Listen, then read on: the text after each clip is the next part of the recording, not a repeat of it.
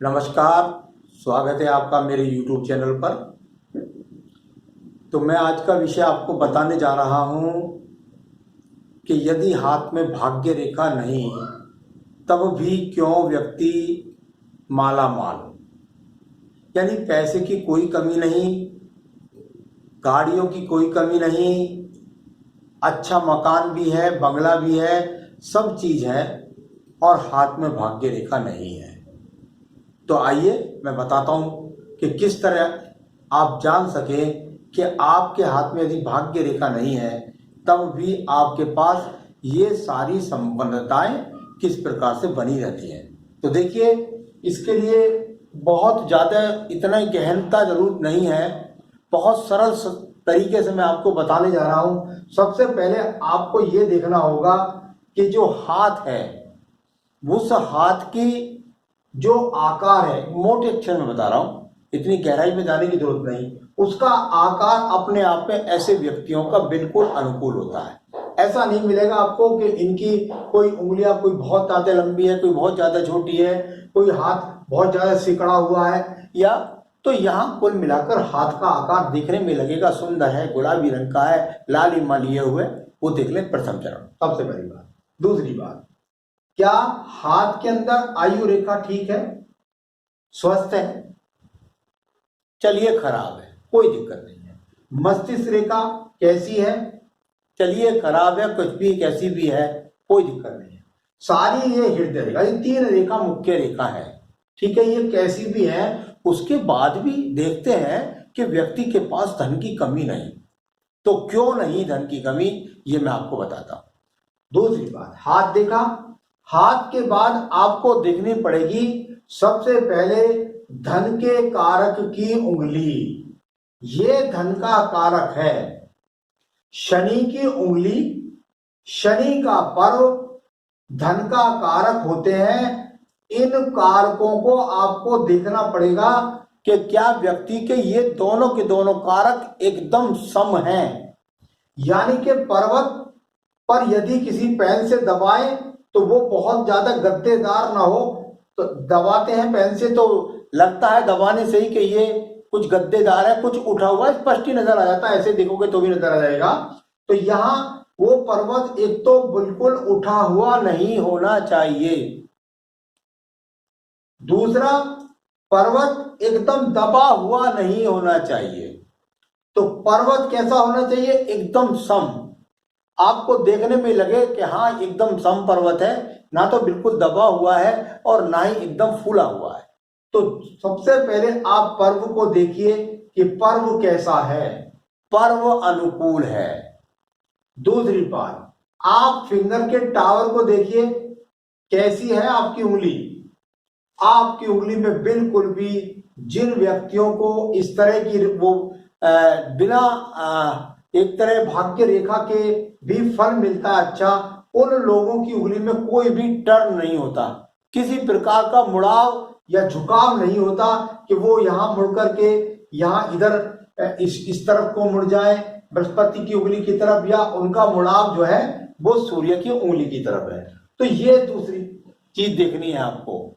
इसके अलावा यदि यहां पर किसी भी प्रकार की यहां ये आड़ी रेखाएं हैं, या खास तौर से यहां ये निश्चित रूप से देखना होगा आपको, सेकंड पर्व को और थर्ड पर्व को देखना पड़ेगा इसके लिए, क्योंकि यदि ऊपर के पर्व की बात करता हूं तो ये धन के लिए नहीं, ये तो मानसिकता के लिए देखा जाएगा।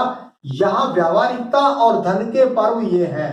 यदि ये ग्रहण रेखाएं व्यक्ति के पास है तो ऐसे व्यक्ति के पास में कैसी भी भाग्य रेखा क्यों ना हो, व्यक्ति का धन बर्बाद चला जाएगा, रुक नहीं पाएगा, इन्वेस्टमेंट हो जाएगा, खर्च हो जाएगा, कहीं भी इन्वेस्ट करेगा व्यक्ति के पैसे लेकर के लोग दौड़ जाएंगे कि हाथ में कैसी भी हो, ये तो रेखाएं उस चीज के लिए। तो ये भी अनुकूल हो गया।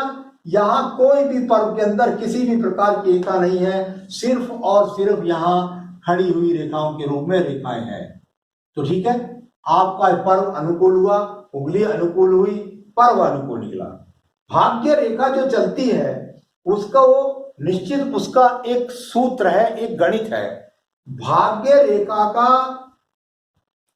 जब यहां से निकलने वाली भाग्य रेखाएं कभी चंद्र पर्वत से निकलती हैं, कभी यहां आपके केतु स्थान से निकलती हैं, कभी आपकी आयु रेखा से निकलती हैं, कभी शुक्र पर्वत से निकलती हैं, कभी मंगल पर्व से निकलती हैं, तो किसी भी स्थान से भाग्य रेखा जब निकलने वाली रेखाएं होते हैं उनको बोलते हैं भाग्य रेखाएं।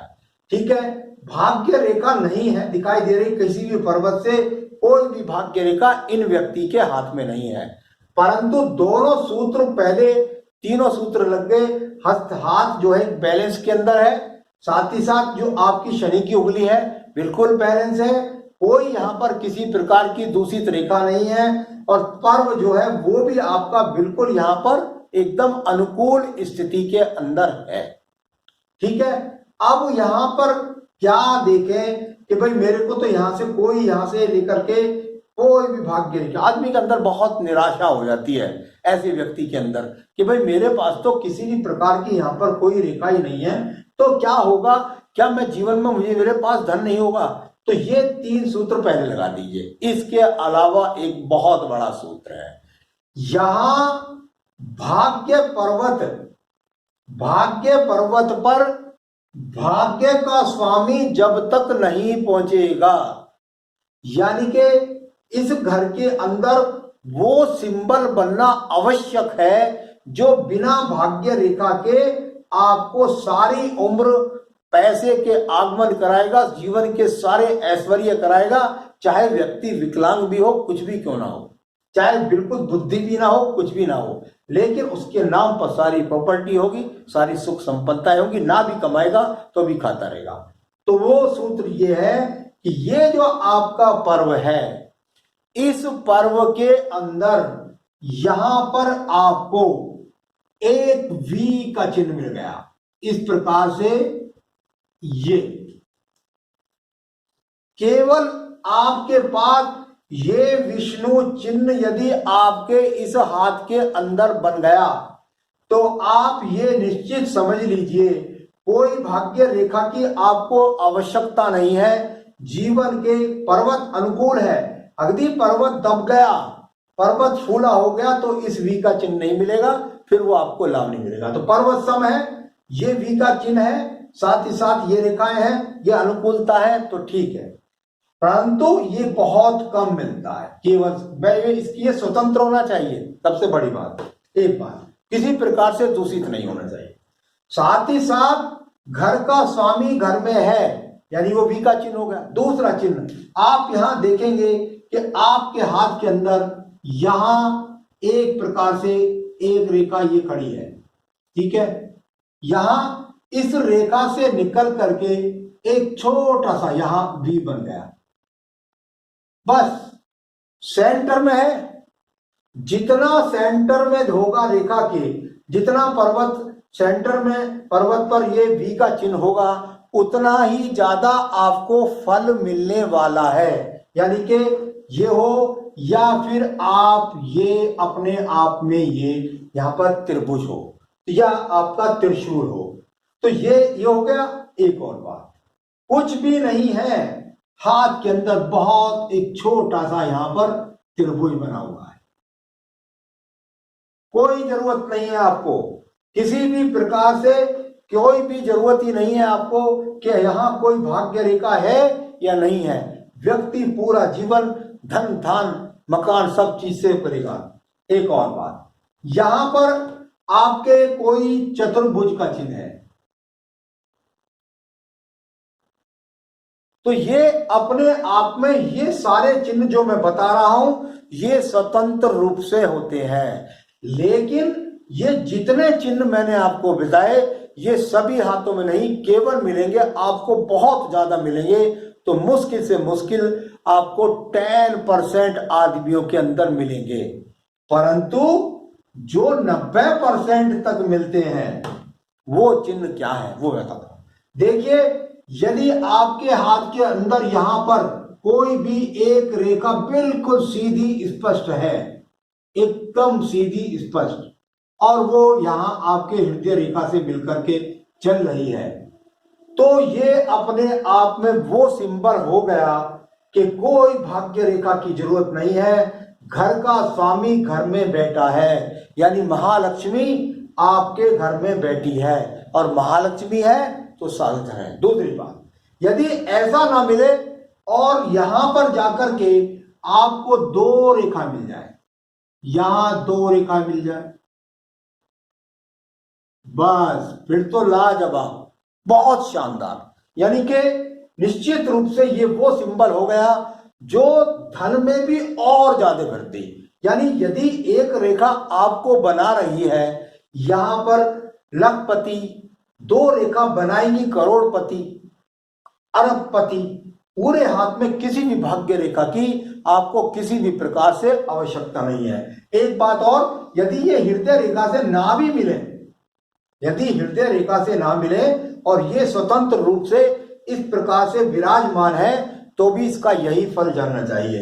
एक बात की विशेष सावधानी बरतें कि यदि ये रेखाएं दोनों की दोनों आपको ऐसा लगे कि इनका जो फल है, जो ये खड़ी है, सिंगल खड़ी है या डबल खड़ी है, और वो दोनों पर्वतों के बीच में जा रही है, यानी कि यहां बृहस्पति और यहां शनि की उंगली के बीच में, यहां सूर्य और यहां शनि की उंगली के बीच में, या आपका बिखराव हो जाए, इन रेखाओं का बिखराव यहां से तो चली हैं पर बिखराव हो गया इस प्रकार से, तो व्यक्ति अपने धन को संभाल नहीं पाता है। इस प्रकार से आप जान सकते हैं। तो मैंने आज आपको बताने का प्रयास किया, कोई जरूरत नहीं है आपके पास भाग्य रेखा है या नहीं है, परंतु हाथ का पर्वत, जो हाथ के मैंने इंडिकेशंस बताए, इसको बड़ी सहजता के साथ में देखिएगा, बड़ी सरलता के साथ में देखिएगा और उस पर अपना विवेचन करते रहिएगा।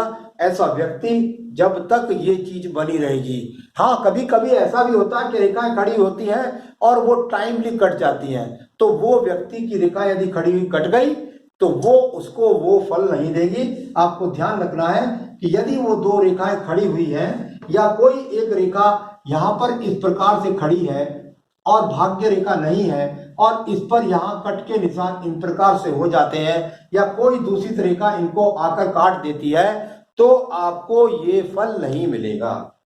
तो आज मैंने बताया कि यदि हाथ के अंदर भाग्य रेखा ना हो तो किस तरीके से व्यक्ति धन संपन्न हो जाता है। आगे भी मैं अन्य विषयों के साथ आपके साथ जुड़ा रहूंगा।